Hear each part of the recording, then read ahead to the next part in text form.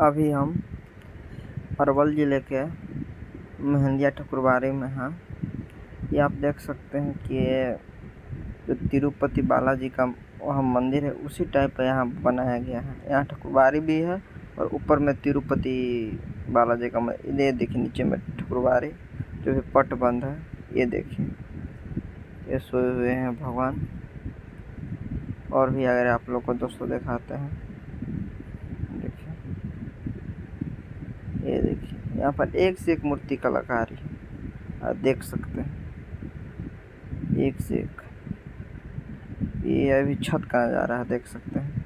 ये देखिए एकदम टू कॉपी। यहाँ पर देखिए वेंकटेश भगवान का फोटो है, मूर्ति जो एक तरह से वेंकटेश भगवान का मूर्ति देख सकते हैं कितना खूबसूरत है। ये देखिए नीचे का नज़ारा है दोस्तों, एक बार ज़रूर शेयर करें।